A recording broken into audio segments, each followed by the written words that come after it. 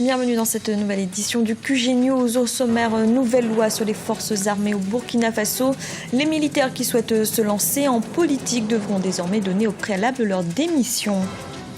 L'intégration économique se renforce en Afrique de l'Est. 26 pays de la sous-région ont signé mercredi un traité de libre-échange. Et portrait d'un photographe engagé, Samuel Gandaimana est rwandais et dénonce avec son art les conditions de vie des populations défavorisées. Les députés burkinabés ont donc adopté une nouvelle loi portant sur le statut des personnels des forces armées. D'après le texte, tout militaire souhaitant entrer en politique devra auparavant démissionner. Cette question de la présence des militaires sur le terrain politique fait l'objet de vives polémiques dans le pays. Un reportage de notre correspondant au Burkina Faso, Wendiam Valentin Compaoré. Les militaires burkinabés doivent démissionner s'ils veulent entrer en politique. Si par le passé, ceux-ci pouvaient prendre une disponibilité ou suspendre leur contrat, dorénavant ils doivent quitter l'armée. Ainsi en a décidé le Conseil national de la transition le vendredi 5 juin 2015. Un projet de loi défendu par le gouvernement. Une loi qui s'explique selon ses parlementaires. Imaginez-vous un militaire qui prend sa disponibilité de 1 an, 2 ans et qui compétit sur le plan politique et qui, à la fin, doit revenir sous la coupe d'une autorité qu'il aurait combattue pendant la campagne. Est-ce que ce dernier-là pourra vraiment mettre en application ou respecter les instructions que cette nouvelle autorité civile-là lui donnera? Donc ce sont ces genres de questions que nous nous sommes posées et aujourd'hui, nous avons fait un choix. Le choix, il est très clair. Un militaire, pour faire de la politique, il faut simplement démissionner. Depuis l'indépendance de Burkina Faso en 1960, le pays n'a connu que 2 présidents civils. Aussi, plusieurs organisations de la société civile exigent-elles leur retrait définitif de la scène politique. Sur 12 régimes politiques, 8 ont été des régimes militaires. Cela veut dire que Burkina et ses populations ont été échaudées. Et ce n'est pas des exemples à suivre. Le problème chez eux, quand tu discutes avec eux, ils posent leur revolver sur la table. Toi, tu es assis en face, les mains nues. Donc, c'est les conséquences de tels comportements qui ont poussé à la prise de cette loi. À 4 mois de l'élection présidentielle, 3 officiers de l'armée burkinabé ont déjà annoncé leur candidature à la présidentielle du 11 octobre prochain sur un total de 7 candidats investis par leur formation politique. Les chefs d'État des pays du lac Tchad étaient réunis ce jeudi à Abuja au Nigeria, un sommet consacré une fois de plus à la lutte contre le groupe terroriste Boko Haram. Il était notamment question de finaliser la mise en place de la force régionale qui sera opérationnelle dès le 30 juillet prochain. Ibrahim Ndiaye. Annoncée depuis plusieurs mois, la mise en place de la force multinationale chargée de lutter contre Boko Haram semble cette fois-ci être sur les bons rails. Réunis à Abuja, au Nigeria, ce jeudi 11 juin, les chefs d'État du Nigeria, du Tchad, du Niger, du Cameroun et du Bénin ont défini les grandes lignes de ce bataillon. Cette force d'intervention conjointe multinationale sera composée de 8700 militaires, policiers et civils et devrait coûter environ 30 millions de dollars durant les 12 prochains mois. C'est une force qui avait déjà été évoquée il y a déjà plus d'1 an. Donc là, visiblement, le président Buhari est déterminé à la mettre en place. C'est évident que le Nigeria doit être le maillon fort de cette force multinationale qui semble être créée uniquement par rapport à Boko Haram, alors que je pense qu'il est important de voir le problème au-delà de Boko Haram. Et je pense que cette force multinationale peut être également l'un des outils de la mise en place de la Pax Africana, c'est-à-dire une armée continentale à l'échelle africaine. Donc c'est une expérience assez intéressante qui sera sans doute mise en place. Pour son fonctionnement, elle sera dirigée par un général nigérian, tout court, Bouraté. Le Cameroun prendra le poste de numéro 2 pour une durée initiale de 12 mois. Le poste de chef d'état-major reviendra à un Tchadien pour une durée d'1 an. Le quartier général donc probablement resterait à N'Djamena, mais en tout cas un commandement donc qui serait assuré par le Nigeria. Donc il y a encore des débats pour savoir si le commandement sera tournant ou s'il restera réellement de manière concrète au Nigeria. Je pense qu'il y a également une question de leadership du point de vue de la structuration politique de cette force, tout en sachant qu'elle est liée aux personnalités des chefs d'État et que si Boiry vient d'arriver au pouvoir, eh bien les autres dirigeants ne sont pas nécessairement certains de rester très longtemps au pouvoir. Donc il y a aussi ces enjeux-là qui doivent se poser, faire en sorte que cette force multinationale dépasse finalement les égos des différents chefs d'État. Sur le financement, le Nigeria a promis 100 millions de dollars pour le lancement de la force multinationale. Pour le reste, les contributions de l'Union africaine et du Conseil de sécurité de l'Organisation des Nations Unies ainsi que les partenaires habituels de l'Afrique sont attendus. La force multinationale remplacera les forces de la coalition composée du Cameroun, du Tchad, du Nigeria et du Niger, déjà en action sur le terrain depuis février 2015.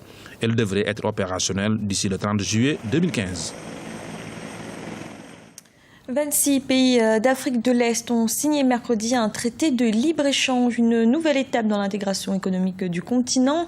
Cette zone de libre-échange, c'est un marché de 625 millions d'habitants et de plus de 1000 milliards de dollars. Ibrahim Ndiaye. Un grand pas vers le libre-échange a été franchi en Afrique. Des représentants de 25 pays africains ont signé ce mercredi 10 juin un premier accord de création d'une zone tripartite de libre-échange. Elle devrait relier 3 blocs économiques, le marché commun de l'Afrique orientale et australe, la COMESA, la communauté de développement d'Afrique australe, la SADC, et la communauté d'Afrique de l'Est, soit 57% de la population africaine. Nous essayons d'établir un calendrier pour exécuter tous les points de l'accord. Ce que nous avons accompli aujourd'hui restera dans nos esprits comme un jour historique et un point décisif pour atteindre notre ambition de fusionner la région. Il reste toutefois de nombreux obstacles à la libre circulation des marchandises et des biens sur le continent africain. Les défis sont liés à l'aspect purement bureaucratique. Dans ces pays dont certains sont arabophones, anglophones et francophones, l'infrastructure n'est pas adaptée parce que vous ne pouvez pas conduire une voiture ou prendre un train du Caire à Cape Town.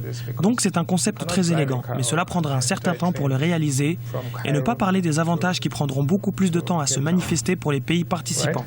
Certains analystes suggèrent de renforcer les organes régionaux déjà existants, tels que la CEDEAO, la Communauté économique des États de l'Afrique de l'Ouest, avant de créer de nouveaux organes. Avant de combiner ces 3 groupes, il serait d'abord intéressant de faire travailler ces pays individuellement afin qu'ils perçoivent les avantages de l'Alliance plutôt que d'essayer de combiner 54 pays africains.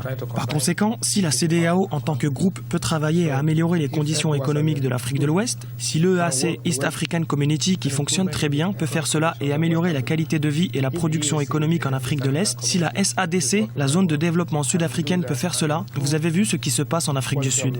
Ils chassent déjà les étrangers. Donc d'une part, vous chassez les étrangers. D'autre part, vous dites que vous souhaitez une intégration. Il y a là une certaine incohérence. La nouvelle alliance, si elle devient effective, constituera 60% du produit intérieur brut du continent, soit 1,2 milliard de dollars, et devra contribuer à la croissance de 30% du commerce en Afrique. L'accord devrait être mis en œuvre si toutes les conditions sont réunies d'ici 2017. Lumière à présent sur un photographe rwandais. Samuel Ngendaimana exerce cette activité depuis plusieurs années, mais c'est en 2009 qu'il décide de mettre son art au service des plus démunis. Depuis, il photographie pour dénoncer les conditions de vie des populations défavorisées. Un reportage de notre correspondant au Rwanda, Oliva Diakota. La photographie comme moyen pour rehausser les conditions de vie des pauvres au Rwanda, c'est le vœu de Samuel Ngendaimana. Ce trentenaire a une passion pour ce métier depuis l'adolescence. Cette passion prendra une nouvelle tournure en 2009. Il parcourt désormais de plus en plus les contrées du Rwanda à la recherche d'images expressives. C'est la femme qui est sur la photo, derrière moi. Elle avait 3 enfants. Elle était abandonnée par son mari. Elle est louée une maison de moins d'$1 par mois. J'ai dit, pourquoi pas s'engager dans cette situation, ou bien dans cette photographie, de prendre des photos des gens qui vivent, qui sont dans la misère, pour montrer les institutions gouvernementales, les organisations privées qui peuvent sauver ou bien aider les pauvres. De nombreux jeunes s'adonnent davantage à la photographie au Rwanda. Très peu sont des professionnels. Après avoir évolué quelques années comme amateur, Samuel a pu se faire former en Afrique du Sud en 2012. Mais il reste confronté à un réel défi. Juste quand tu travailles sans toutefois avoir beaucoup d'argent ou bien des matériaux qui sont très professionnels, et ça te dérange. Samuel Ngendaimana a été élu en 2013 meilleur photographe du Rwanda. Il a même créé un site internet pour donner plus de visibilité à son travail. Le Rwanda ne dispose pas pour le moment d'écoles spécialisées dans la formation des photographes.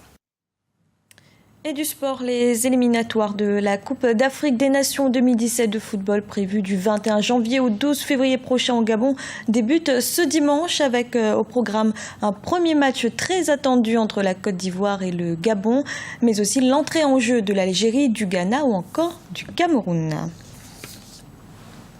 C'était le journal de la rédaction. Merci de l'avoir suivi. Retrouvez dans un instant une nouvelle édition de l'information.